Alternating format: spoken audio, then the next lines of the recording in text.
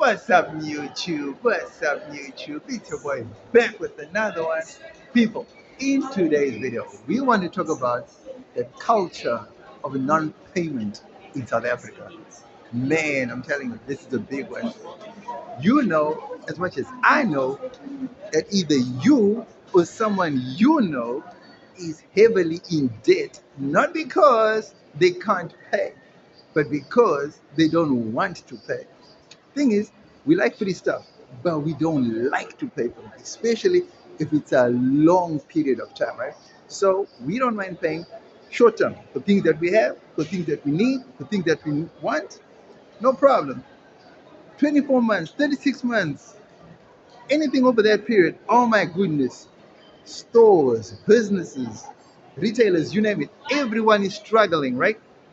Trying to recoup monies from people like you and me. Why? Because we like to take, but we don't like to pay. So we're going to dive deeper into this topic. Let me know what you think about this topic in the comment section below. Don't forget to like, comment, share, and subscribe to the channel. You know we family, right? Hello. People, South Africa is the bomb. I think South Africa is simply the best country on the planet. There is no place like South Africa. You can go to America, go to Dubai, go to China, you can go anywhere in the world. I can guarantee you there is no place like South Africa. I've never been out of the country before. I don't think I need to go out of the country. I mean, it would be a blessing if I could visit other states, see how other people live, experience other cultures, foods, traditions. That would be great, right? Seeing other people of different race groups, you know what I mean? That would be interesting how other people live life, right? But when it comes down to it, right? I don't think other countries have the freedoms that South Africa has. I don't think other countries have the. I don't know what to put in it. There's just something about South Africa that it just makes you come alive. You know, it's like there's virtually almost no restrictions on anything. It's like you are free to do whatever you want to whenever you want to. It's like there's no law. I mean, there is a law, but it's like the law is non-existent, basically, almost, right? Until you commit a crime, then obviously the law is existent, right? But I'm talking about, do you know of any other country where you just almost do as you please, and there's virtually almost no punishment for this? I mean, people, we take South Africa has a great culture of providing credit facilities, right? We can buy anything from houses to cars, you name it. It doesn't even matter. You know what I mean? It doesn't even matter. There's almost credit lines available for virtually almost anything in South Africa.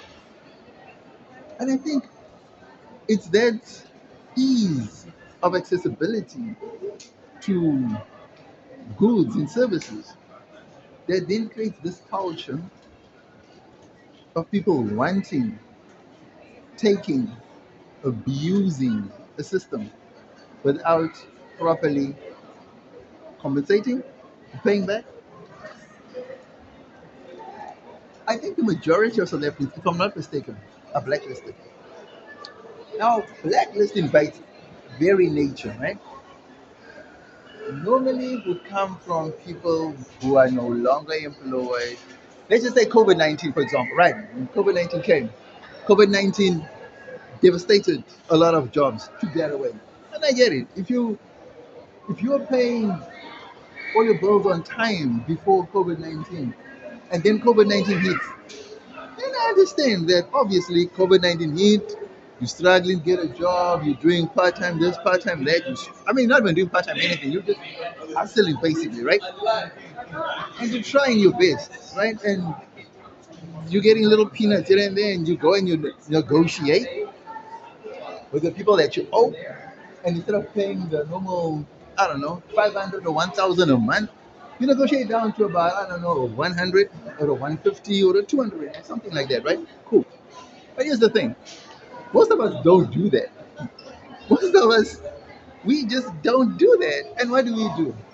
Well, we know we owe, we get blacklisted, gladly so. As long as we're not paying back the money that we owe, that's fine. But the thing is, it affects you in the long run. How do I know? Because I'm a victim of that. Well, not a victim, but a willing participant, actually. People, there are two types of defaulters, right?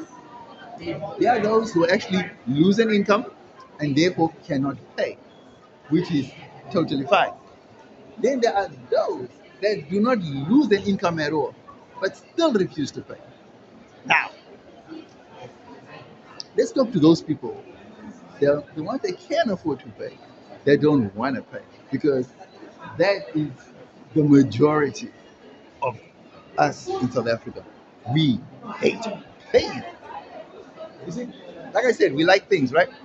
And we'll take whatever we can. Gladly take whatever we can. But we're not going to pay for nothing. You know? If I mean, do you know how many fine furniture stores? Do you know how many furniture stores have to go and repossess furniture? Clothing companies can't do that, right? Furniture, cars, appliances, you know, anything that can be repossessed. I'm telling you now, there's a majority people that are out there trying to repossess stuff, right? And failing to repossess, because people are now moving, people are now going into areas where these retail companies don't want to operate in. People are now even taking stuff across the borders. The culture of non-payment in South Africa is alarming, guys. It's so high. It's as high as the blacklisting itself. Now, people don't understand the repercussions of blacklisting. When you're blacklisted, you're virtually almost thrown out of the financial system, right? Because now, ease of access, like, for example, to get a Wi-Fi router, to get a cell phone, most people can't afford a 17,000 rand and 18,000 rand cell phone, right? So what do? We take it on credit, right? We take it on credit. But the thing is, we can't we can't take it on credit because we are blacklisted. So we are blacklisted. So you can't take it on credit. But you need it. Not actually need. It's more of a want. You want it. All right? Look at this, right? You want it. You want it, but you blacklisted. So what do? You ask a friend, you ask a relative to take it on your behalf, on their name, right? But on your behalf. That's the only other option. People always think there's ways around this non-payment culture because you can go via other people, which could work, if you're a trustworthy person. But here's the thing: if you couldn't pay your bills that you could pay, but refusing to pay, how is the next person going to trust you using their name to pay on stuff? You understand what I'm saying? So my whole question comes down to, why are we so obsessed with this culture of non-payment? I mean, it's like we will gladly take anything. You name it, we won't even care of can we afford to pay back. As long as we got it, that's the main thing. I here's the sad reality, right? We always look at life from an Instagrammable point of view, right? Because everything from us is more of a Instagram thing. You know what I mean? So we try to live this Instagram lifestyle because of what we see on Instagram. Everybody wants the latest Gucci, the latest this, the latest that. You know what I'm saying? But can we afford it? Even the people that are on Instagram, They can barely afford that lifestyle that they have. So I'm thinking to myself, okay, if that is the way you seeing people having on Instagram, why are you trying to imitate people that you can't even copy? You know, like they say, keeping up with the Joneses, right? Well, you try keeping up with the Joneses if you can't even keep up with the damn Joneses. You know, debt is what's going to kill us. Credit, debt is what's actually a slave for many people. And trust me, I've experienced it firsthand, right? When I was blacklisted, in fact, I still currently am blacklisted, but I'm still thinking I'm unfairly blacklisted. Sorry, unfairly blacklisted because I fulfilled the term of payment, the 24 months. I fulfilled it. But then they said to me, no, no, no, no, no. You have to inform us that you're no longer coming to the gym. And I'm thinking to myself, wait a minute. You said 24 months. I paid for 24 months full. No problem there. But they said in the fine print, it says you still have to let them know that you are not coming anymore, that you are terminating it. But I'm thinking, dude, if it says 24 months, the contract is for 24 months. So what do I need to contact you for? Right? Damn. Okay, that's one. Second one, sure. Dude, you aren't going to believe this one. This is sure. So I'm probably, I'm probably I'm probably one of the top five blacklisted South Africans because trust me, I think my name in all these various what do they call them? These agencies that do blacklisting. I think I've had a good, however many they are in South Africa. I think my name is at each and every one of them with various companies and various products because I didn't do what these companies wanted me to do apparently, right? Because I didn't follow protocol. And I'm thinking, but if you do not deliver the services that I paid for, so why should I continue paying? They run in the blacklist. If you deliver the wrong product from what we originally agreed upon, why should I pay for something that I didn't order? They run in the blacklist. So I don't know. I'm just thinking I'm unfairly put on those blacklists because I'm not adhering to whatever rules and laws that they want me to adhere to. Not everybody's in my situation. So, can I appeal my situation? I don't know. I don't think so.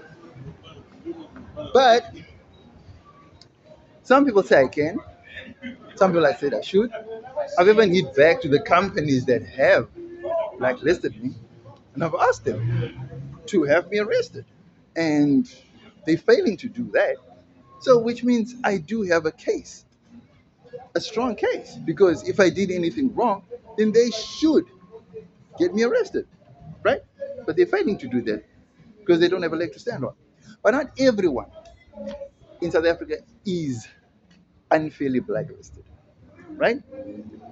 There are those that are fairly blacklisted because they're refusing to pay. They can afford to pay, but they don't want to pay. That's what I'm saying. The culture of non-payment. I did not pay because I had a grievance with the service providers and the product providers.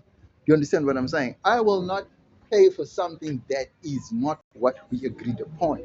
If I ask you to deliver something that is 2 by 4 or 3 meters by 3 meters or 10 meters by 2, and you decide to deliver something that's 1 meter by 6 meters in, that's not what I'm paying for.